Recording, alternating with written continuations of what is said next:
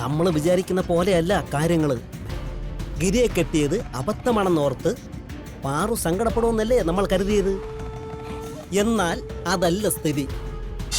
കുടുംബത്തിന് വേണ്ടി പാറുമോള് പറയുന്നത് അനുസരിക്കുന്നതാണ് ശരിയെന്ന് എനിക്ക് തോന്നി.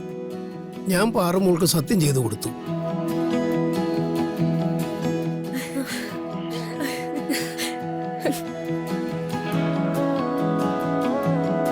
ഇനി ഞാൻ ആ സത്യത്തിൽ ഉറച്ചു നിൽക്കും.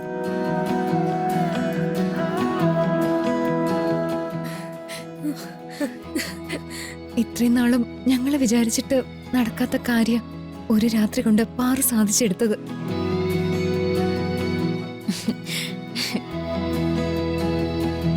അച്ഛന്റെ കുടി മാറ്റിയെടുത്തത് ഒരു നിസ്സാര കാര്യമല്ല. അത് സാധിച്ചെടുത്ത ഏട്ടത്തിയമ്മയോട് എത്ര നന്ദി പറഞ്ഞാലും മതിയാവില്ല.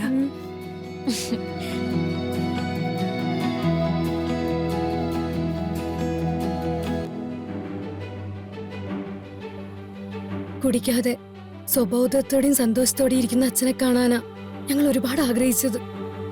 ആ ആഗ്രഹം ഏട്ടത്തിയമ്മ നടത്തി തന്നിരിക്കുന്നത്. അച്ഛനെ നിങ്ങളുടെ പഴയ അച്ഛനാക്കി മാറ്റിയെടുക്കുക എന്നുള്ളത് എന്റെ വാശിയായിരുന്നു. പക്ഷെ അത് ഇത്രയും പെട്ടെന്ന് സാധിക്കുമെന്ന് ഞാനും കരുതിയില്ല. അച്ഛൻ എന്റെ വാക്കുകൾ നല്ല മനസ്സോടെ ഉൾക്കൊണ്ടു. പെട്ടെന്ന് തന്നെ മാറാൻ തയ്യാറായി.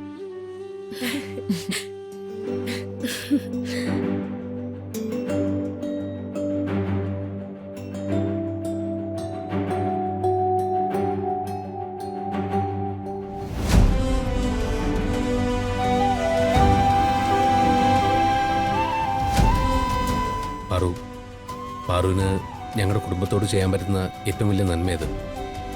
എത്രയോ കാലമായി അച്ഛൻ ഇങ്ങനൊന്ന് കണ്ടിട്ട്.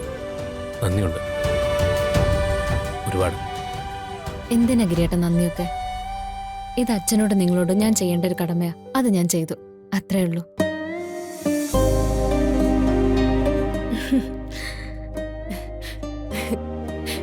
ഗിരി, പാറു ഈ വീടിന്റെ വിളക്കാണ് മോനെ. നീ ഇവളെ പൊന്നുപോലെ നോക്കിക്കൊള്ളണം.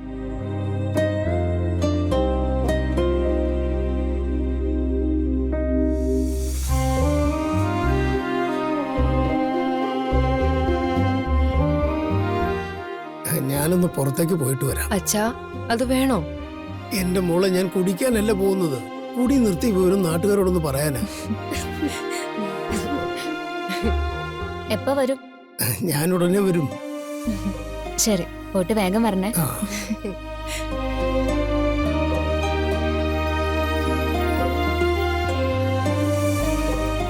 ഞാനും കടയിലേക്ക് പോവാ. വേണ്ട, ഇന്ന് ഗിരിട്ടൻ കടയിൽ പോണ്ട.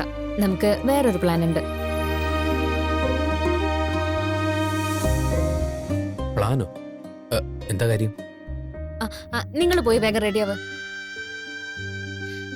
ഗിരിയേട്ടനും പോയി റെഡിയാവ്. അല്ല, എന്താ പ്ലാൻ? അതൊക്കെ പറയാം. ഇപ്പൊ പറയേ. അത് സസ്പെൻസ്. ഇപ്പൊ പറയാൻ പറ്റില്ല. വാ, പോയി റെഡിയാവ്. വാ. പാറു, കാര്യം എന്താന്ന് പറയൂ. പറയാന്ന് പറഞ്ഞില്ലേ? ആലോചിച്ച് നിൽക്കാതെ വേഗം പോയി റെഡിയാവ്.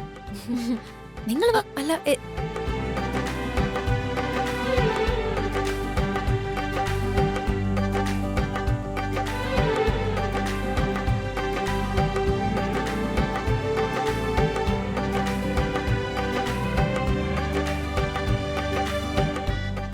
കുഞ്ഞി, ഇതുവരെ എഴുന്നേറ്റില്ലേ? എഴുന്നേക്ക്, ഒരു കാര്യം പറയാനുണ്ട്.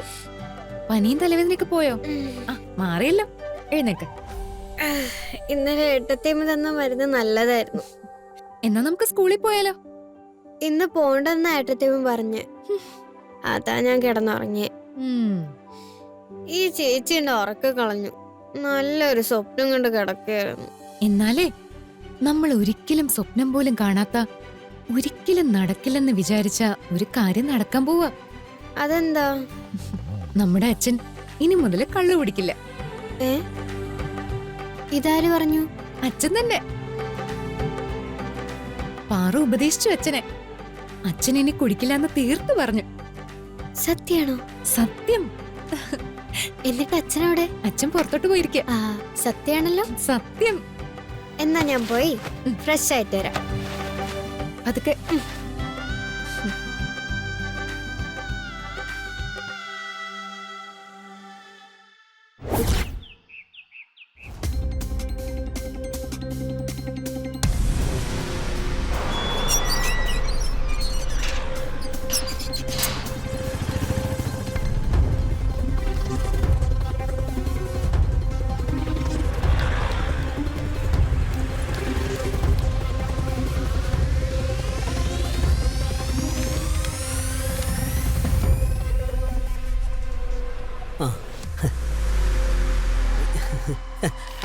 ആ അറിഞ്ഞോ വിശേഷം? എന്തു വിശേഷം? മോന്റെ അമ്മാവൻ ശങ്കരൻ കുടി നിർത്തി. അതിന് ഞാനെന്ത് വേണം? എന്റെ മോനെ 24 മണിക്കൂറും കുടിച്ചു കൂത്താട് 4 കാലിൽ നടന്ന ആളല്ലേ ശങ്കരൻ. പെട്ടെന്നൊരു സുപ്രഭാതത്തിൽ സ്വിച്ചിട്ട പോലെ അയാൾ കുടി നിർത്തണമെങ്കിൽ അതൊരു നിസ്സാര കാര്യമാണ്. എടോ താൻ എന്തോന്നൊക്കെയാടോ ഈ വന്ന് പറയുന്നത്? അയാൾ കൂടി നിർത്തുവോ നിർത്താതിരിക്കുവോ എന്തേലും ചെയ്യട്ടെ, അതൊന്നും ഞാൻ അറിയേണ്ട കാര്യമില്ല.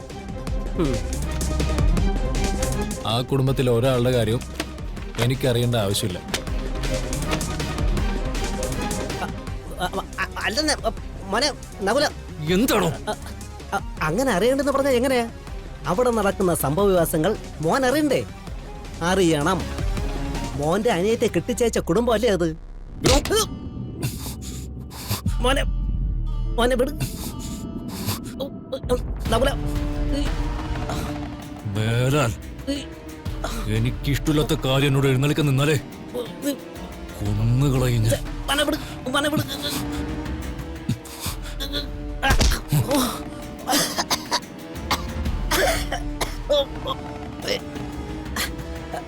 ഞാൻ അറിയുന്ന കാര്യം ഇവിടെ വന്ന് പറഞ്ഞില്ലെങ്കിൽ എനിക്കൊരു മനസ്സാമാനം കിട്ടൂല.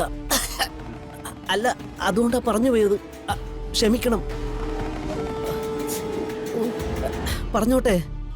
പറഞ്ഞു തോലക്കെടു താൻ. അതെ, ഈ ശങ്കരൻ താനെ കുടിയിരുത്തിയൊന്നും അല്ല. പാറുമോള അയാളെ കുടി നിർത്തിച്ചത്.